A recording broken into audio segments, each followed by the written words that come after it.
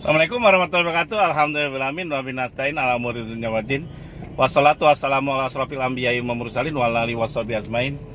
Hari ini saya akan bahas kenapa orang Cina dulu, pengusaha Cina dulu itu tangguh-tangguh dulu, orang-orang Cina dulu. Jadi kenapa itu terjadi? Saya punya pengalaman karena saya pernah tinggal dengan orang Chinese gitu. Saya diangkat anak orang Chinese ketika saya SMA gitu. Jadi papi saya orang K ya, mami ini biasanya orang K itu pengen anak banyak gitu. Dia ngangkat saya dan mereka hebatnya orang Chinese karena dia ke satu tempat itu pasti dia cari persaudaraan dan itu udah diajarkan dari dulu. Jadi bersaudara dengan orang yang kuat. Kebetulan bapak saya cukup dikenal di Cilengsi sana dulu, zaman dulu gitu. Jadi intinya dia bersaudara. Alhamdulillah untuk cari keamanan persaudaraan dia bagus juga. Jadi saya juga belajar gitu. Saya belajar tentang kebersahajaan gimana orang Chinese itu bekerja. Oke, kenapa orang Chinese dulu itu maju-maju dan tangguh-tangguh usahanya gitu. Ini tidak lepas dari pengalaman saya. Ketika itu saya gini loh, orang Chinese biasanya itu sudah ngajarkan anaknya usaha itu dari mulai anaknya bisa baca tulis gitu. Jadi bagi Anda, saya sekarang nih saya ajak anak saya ke kantor saya, itu biasa, itu diajarkan pengalaman.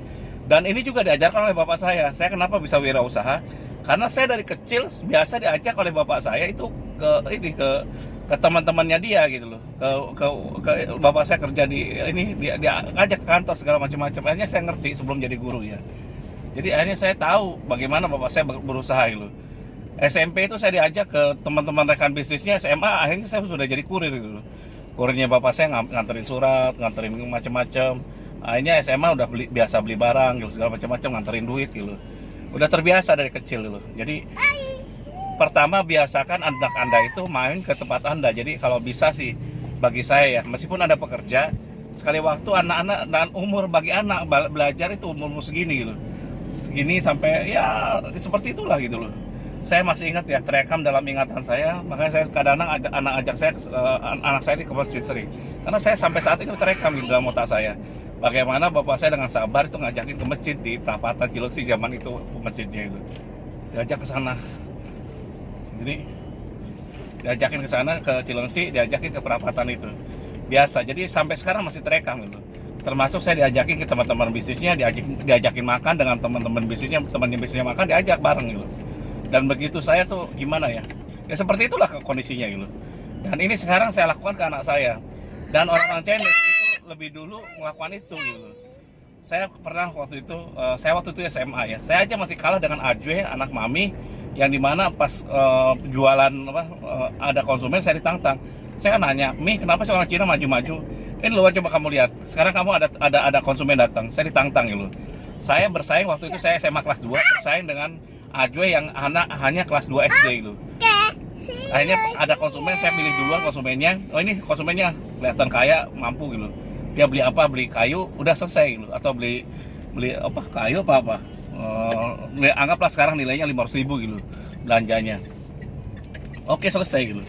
Nah, suatu saat kalau si Ajwe lain, pas yang kedua Ajwe nih, orangnya bapak tua, dia bayar langsung cash 500.000. Bapak tua datang, akhirnya apa coba? Pas udah bapak tua itu beli paku gitu. Lah, kan cuma beli paku tau gitu. Nilainya paling paku 20.000, sedangkan saya udah dapat 500.000 gitu.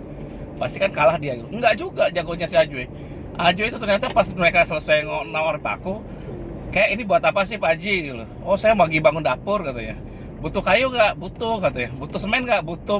Akhirnya total belanja mereka 5 juta lebih gitu. Saya kalah gitu loh. Dan si Ajwe itu kalau nulis, saya nulis nota, itu satu nota, itu saya gemeteran nulisnya. Itu bisa setengah jam. Ajwe itu nulis 5 juta, itu nggak setengah jam, sebelum menit selesai loh. Kenapa? Karena dia terbiasa melakukan itu, padahal dia baru belajar baca tulis gitu. Dan itu dibiasakan dari kecil loh. Si contoh yang mami kan punya anak yang paling gede, namanya si Harry ya, Harry. Kok Harry namanya, itu selevel seumur saya diangkat gara-gara saya dekat dengan dia gitu. Nah dia itu dari mulai SMA itu dia udah bisnis, sudah menjalankan bisnis orang tuanya.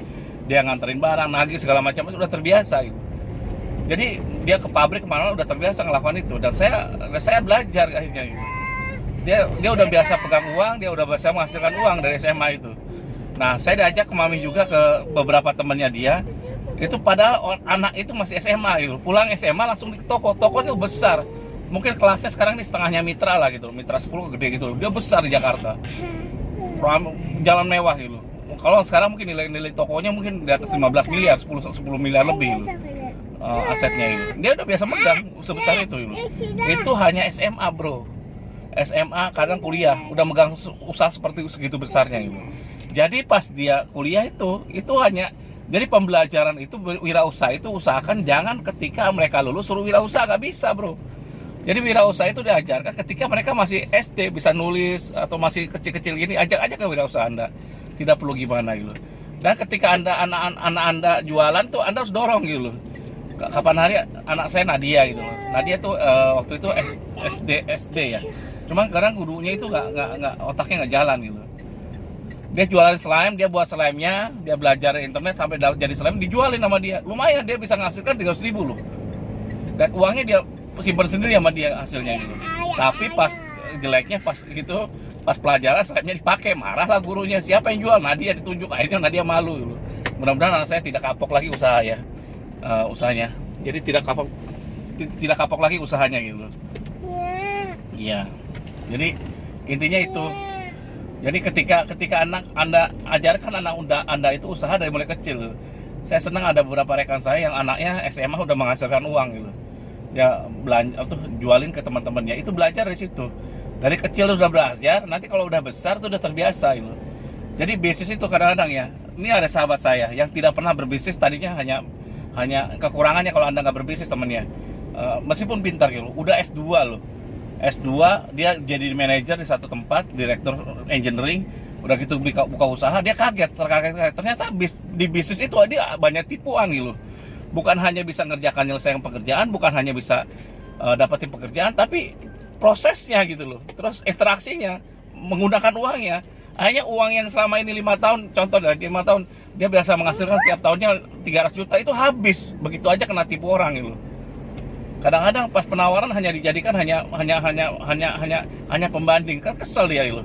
Itulah bisnis, Bro. Jadi bisnis itu banyak kekecewaan. Nah, makanya ini tidak diajarkan di kuliah dimanapun. Ini belajar dari pekerjaan pengalaman sendiri.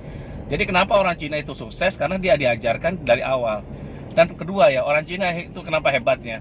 Dia diajarkan hemat dari awal gitu. Jadi intinya dia hanya menggunakan 10-20% untuk kehidupannya, sisanya dijadiin modal lagi. Makanya usaha dia besar gitu. Ketiga, orang Cina itu kadang-kadang usahanya itu dari subuh dia udah bangun gitu. Pagi-pagi udah bangun duluan, udah gitu dia buka-buka, udah mulai siap-siap gitu. Setidaknya udah dibuka-buka dulu. Nanti karyawan datang tinggal masuk, tinggal rapiin gitu. Ya seperti itu gitu. Jadi dia bangun lebih pagi gitu. Jadi intinya apa? Memang dia didesain untuk kerja gitu. Nah, itulah dia. Kita belajarlah sedikit dari filosofi orang Cina. Mudah-mudahan kenapa orang Cina itu cukup bagus ya, cukup dia kalau wirausaha cepat sekali gitu. Nah, tapi orang China sekarang itu dulu saya takut bersaing. Waktu itu saya distributor Schneider Electric ya, Marine Gearing gitu. Kalau Anda melihat Marine Gearing, Schneider Electric, Legrand, GE segala macam-macam ya, Lighting terus macam-macam. Saya dulu distributornya, dan distributor itu dari 100 orang yang lokal itu mungkin 2-3 orang. Dulu saya kalah sama mereka semua gitu. Untuk saing dengan mereka luar biasa kalahnya gitu. Tapi sekarang nggak lagi gitu. Ternyata apa? Sekarang orang lokal pun bisa menang dengan orang China. Karena orang China sekarang itu tidak sekuat orang dulu gitu. Generasi yang ketiga keempat nih tidak sekuat dulu gitu. Tidak setangguh dulu dalam wirausaha gitu.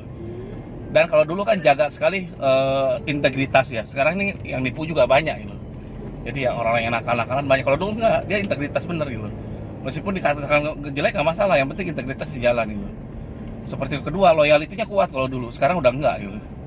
Jadi itu aja. Jadi sekarang ini, kalau sekarang nggak semuanya bisa, dan kita bisa sama gitu. Makanya pembelajaran dari orang China adalah hebatnya dia usaha mulai dari awal. Demikian dari saya. Wassalamualaikum warahmatullahi wabarakatuh.